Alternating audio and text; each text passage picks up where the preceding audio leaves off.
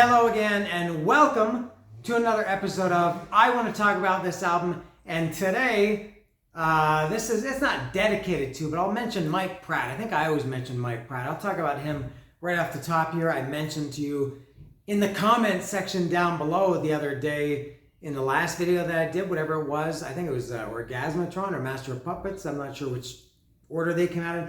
I mentioned that I thought Mike would like the next one. This is the one, Mike. I have a feeling that Mike is a big BulletBoys fan. I don't know if he's a big BulletBoys fan, but I have a feeling that he likes them. Mike, leave a comment in the comment section down below and tell me if you like BulletBoys. I believe that you do. And it's the first time I'm talking about BulletBoys, so you know it's going to be a little bit longer because I'm going to talk about my history with BulletBoys.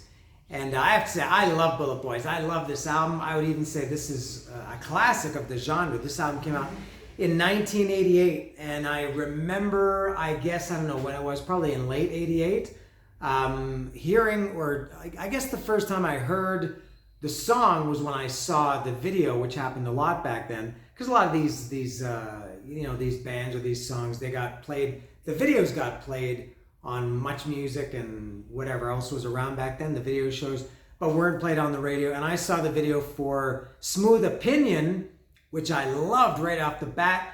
Just thought it was an incredible song. And my friend, I've talked about my friend Pete before several times, and he loved it too. And we both wanted to buy this record. And from what I remember, we worked at the time for a company. We were in high school. This was 1988, I guess, and or 87, 88 it must have been.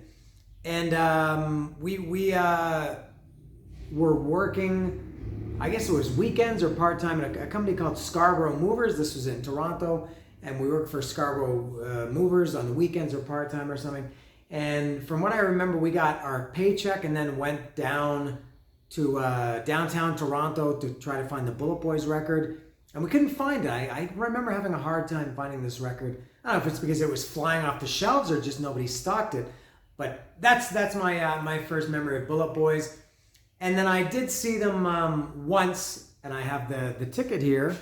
This was February 6, 1989 at Rock and Roll Heaven in Toronto, one of my favorite concert venues ever. I loved Rock and Roll Heaven. I saw Faith No More there, Lynch Mob, Badlands, BulletBoys, Paul Stanley. Loved it. I saw them there, and I don't remember who opened. I normally, if you've seen me do these before, I often have the opening act written on the ticket if it wasn't printed on there already. And I didn't write anything on this. Maybe there was no opening band, or maybe it was just a local band or something. But I saw BulletBoys on Monday, February 6, 1989. Pete, I remember, couldn't go because he had to be 19. It was a bar, a club. And you had to be 19. This February 6th, my 19th birthday would have been November 6th. What's that? Just 3 months earlier. Pete's birthday was in March 89, just a few weeks after this. I guess a month after, a little bit more than a month. So he missed it. I remember he was very upset that he missed it, but I was very happy that I went. And what I remember most about this concert, or a couple things I remember out of this one, was Mark Torian, and I've never known how to pronounce his name. I guess it's Torian or Toreen. I'm not sure. Mark Torian, I'll call him. He was very, very flamboyant and, very David Lee Roth. And maybe I'll talk about that Van Halen thing in a minute if I can remember. And there was a mirror behind the stage at Rock and Roll Heaven. And I remember Mark Torian, and I guess he was maybe kind of arrogant, or, this was the style of the time, singing and looking at himself at the mirror more than you might expect. I don't know. But now getting back to the Van Halen thing, I think BulletBoys were both understandably and unfairly categorized as a Van Halen ripoff or a Van Halen clone or a Van Halen tribute or I don't know, something like that. Understandably because, it was a four-piece. Mark Torian had the long blonde hair like David Lee Roth. This record, and I've got it here, the first record was produced by Ted Templeman, and people love to make this association because, one guy produced a record by one band and then he produced a record by another band, that there was some, association with that. I don't think that's true.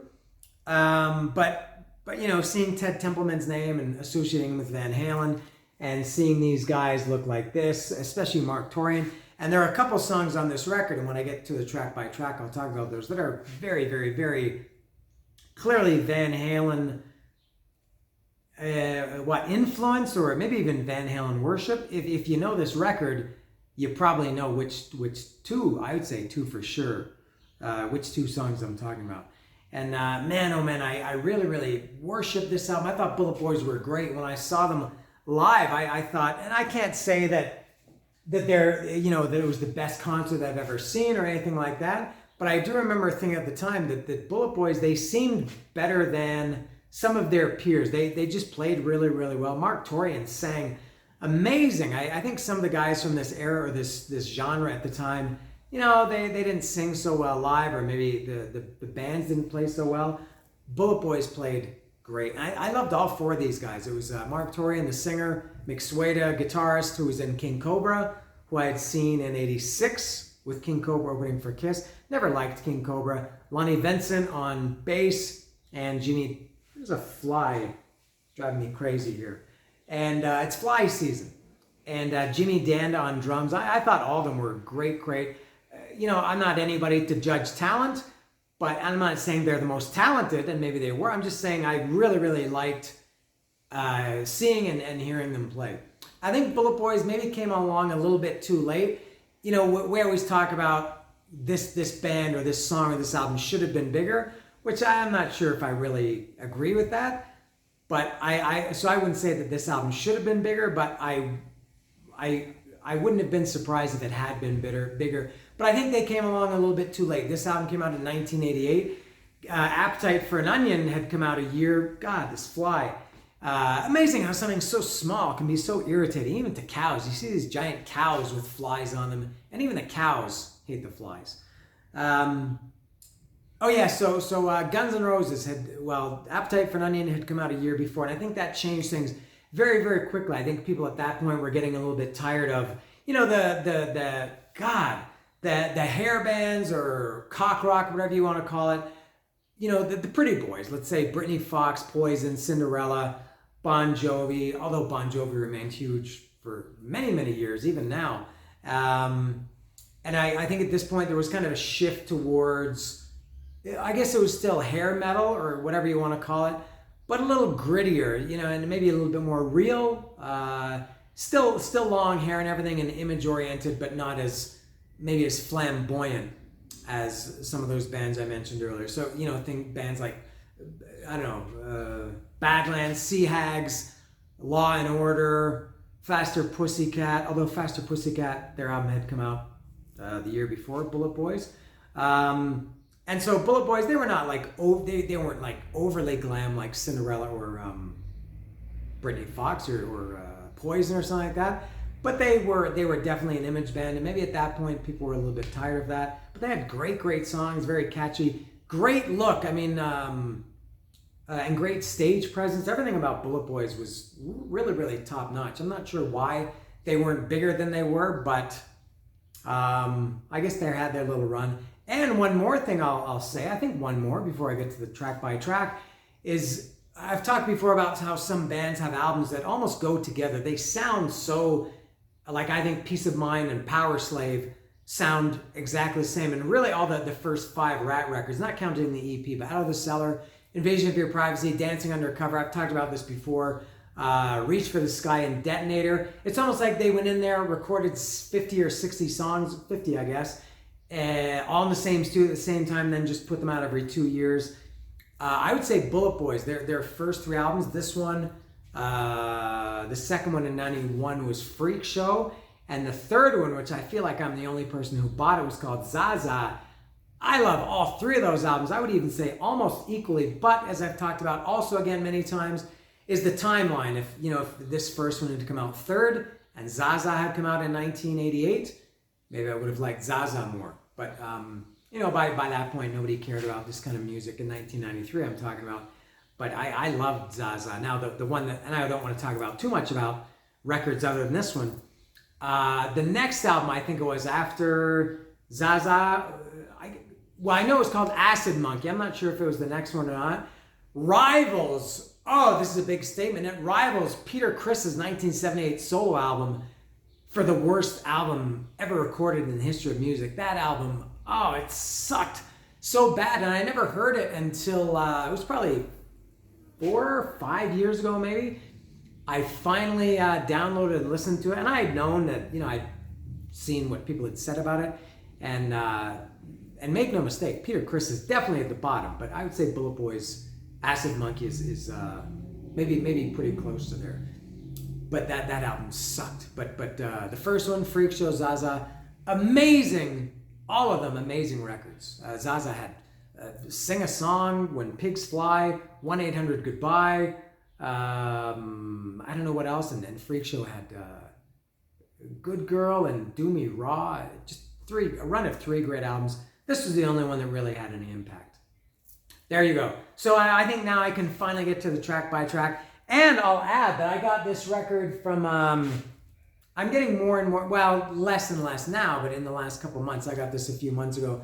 I got this from Discogs, and I'm very impressed with, this came from Japan, from a store called Record Jungle, and they sent me the sticker there. So for the 31 people who are going to watch this, you can go to Record Jungle and not buy any records. So there's a little endorsement for Jungle Records in somewhere in Japan. I'm not sure if it's in Tokyo or not. But the record is in amazing condition. It's essentially brand new.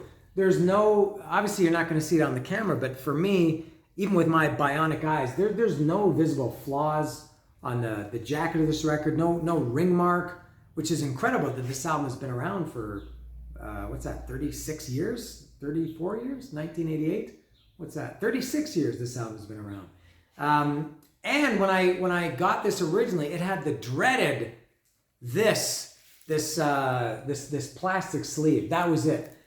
And I don't know what happened, but in this version, it has, it's not much of an improvement, but at least it's something. And something I've noticed with Discogs, from the few records that I've got from Discogs, a lot of people, sellers they put the record in these plastic sleeves and then separately add the actual inner sleeve that it came with. So this was the I never saw this ever. I don't recall. Maybe when I got the CD some years later, it had this in the booklet. But when I had the record, it only had this plastic thing. So, and yeah, like I said, it's not much to see. No photos, no lyrics, but at least better than just this plastic. And speaking of lyrics, as there was no lyric sheet for this, I kind of faked my way, and I know this album as well as anything, at least musically and kind of lyrically. I can, easily kind of scat my way through lyrics, but I'm really, really missing a lot on this. Engineered by Toby Wright. Interesting. If you care about that kind of stuff, Toby Wright produced some Alice in Chains records later. All right.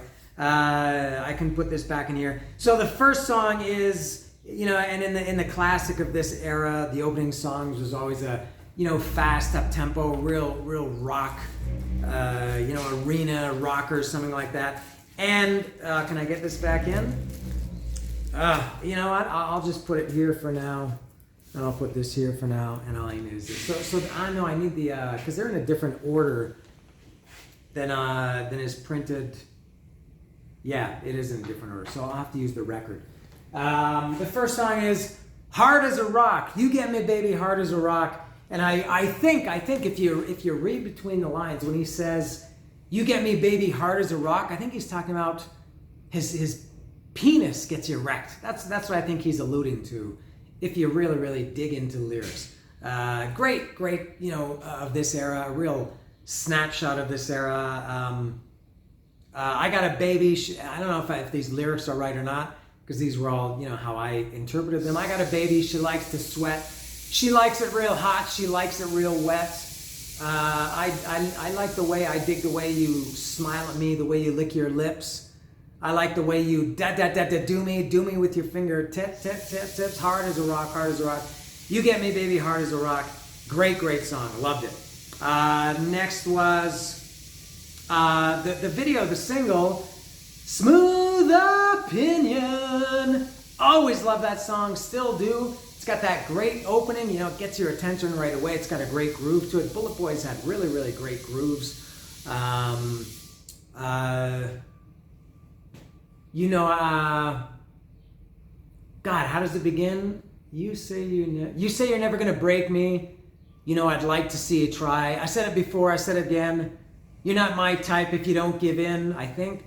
Yeah, Smooth Opinion is a great, great song of the era. Surprising, I'm not saying it should have been bigger, but kind of surprising that it wasn't bigger. Next is the cleverly titled Ode to Joe. Now this is O-W-E-D, but it's really kind of a play on words. It's like ode, O-D-E, like a tribute, or a homage, as some might say. Joe, Ode to Joe being Joe Perry. This is really like a tribute or an ode to Joe Perry. And again, the lyrics.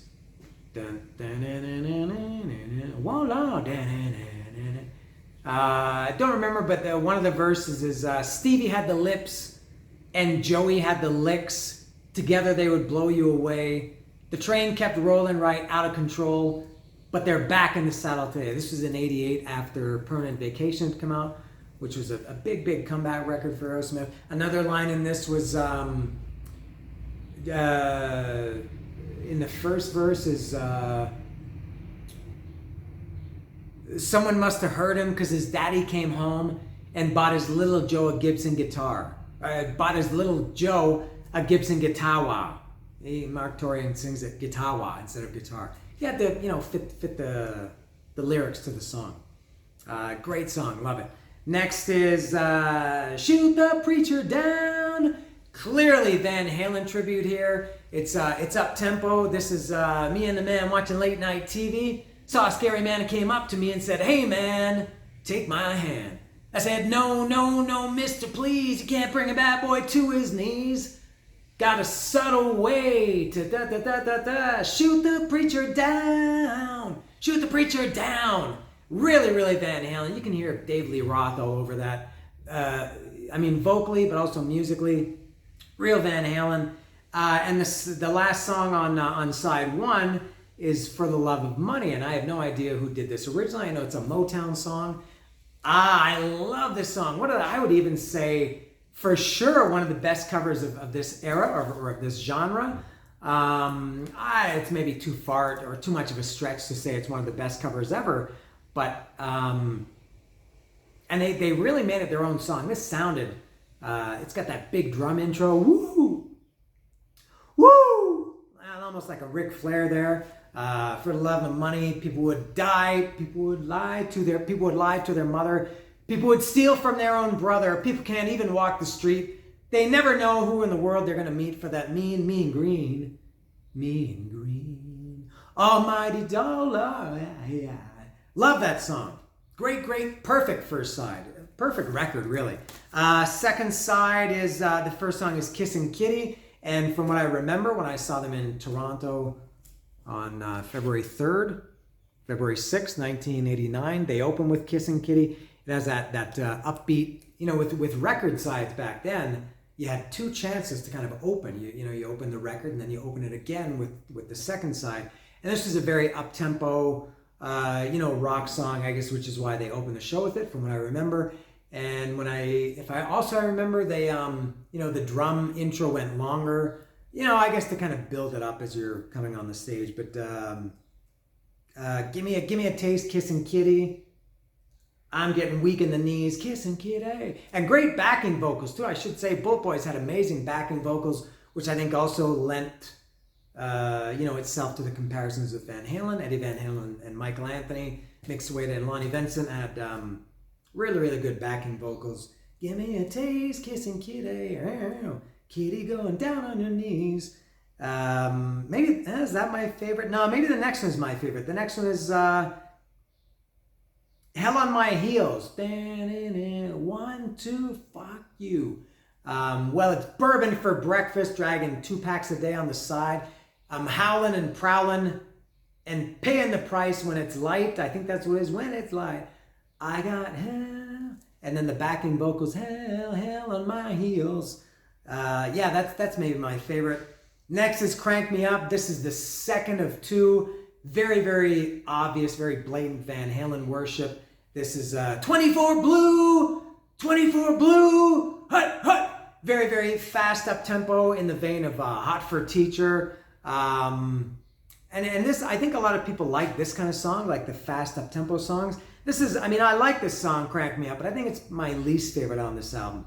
Boom shakalaka laka, boom shakalaka laka, something like that. He says at the end. I do like it, but I talked about the Kiss fast songs, No No No, and whatever that shitty song on Hot in the Shade, Boomerang. Yeah, the last song. I didn't like it when this kind of band tried to be kind of heavy and fast, but I do like Crank Me Up better than those two shitty Kiss songs.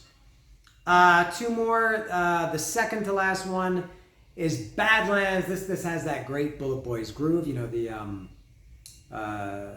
great bass in this song. And I have to say, when I was 18 years old and this record came out, a little bit immature, but I liked swearing. I like cursing in songs. And in this one they said in the Badlands, honey, we don't fuck around. I think in the first couple of choruses, he said, we don't fool around or we don't mess around. Honey, we don't fool. I can't remember. But then in the last verse, he says, we don't fuck around. I really liked that when I was 18 years old. And then the last song, I've never known what this song is called. I don't know if it's I assume that it's called F sharp 9. And I'm not I don't know enough about music to know exactly what that would be. Or it's the pound sign, or I guess now people call it the hashtag sign. It's this. It's F this 9. So it's I guess F sharp 9, or it could be F number 9. I don't think it was F hashtag 9 back then. But another great song. It's do you like it sleazy? If you like it sleazy, I can make it easy. Come a running to me. If you like the deal, if you like it real, we can make a deal. Lots of sin and treachery, I think is the lyrics, something like that. And that's it. What a great one this is. This is, and BulletBoys have, over the years, they've put out many, I think maybe, I don't know how many albums they have, 7 or 8, maybe 9 or 10. I never listened to anything after Acid Monkey, and like I said, that was just 4 or 5, 6 years ago maybe. I always say this, but maybe I should go back and give BulletBoys another chance. They kind of tried to reform. It must have been just before COVID. I think they played 1 or 2 shows, and I guess this guy right here kind of fucked it up. They Mick Sueda left. He said, I just can't, which is why I think they split it in the first place. That Mark Torian is just, I guess, a really difficult guy to work with, according to what people say, including bandmates, which is too bad that BulletBoys couldn't get it together. And I think it was all 4 of them that got back together around 2019. And then the 3 of them left, and they all said, Mick Sueda, I guess most notably, that they just couldn't work with Mark Torian anymore. Similar to another band with the initials of SR, whose original singer goes by the initials of SB. It's Skid Row and Sebastian Bach. They don't want Sebastian Bach in the band, and I guess these guys, Mick, and Jimmy, don't want to work with Mark Torian. These guys, so dramatic, and they're well into their 50s now. Well, I guess even a few years ago they were into their 50s. And did anybody have longer hair than Lonnie Vincent back then? That's some pretty mighty hair. They were not as poofy as some other bands. All right, I've gone on too long. And I have an announcement in the next episode. Yes, I'm making an announcement for an announcement coming up in the next episode. So if you really care, stay tuned for that big special announcement. And until then, hey, it's the debut album by BulletBoys. What do you know?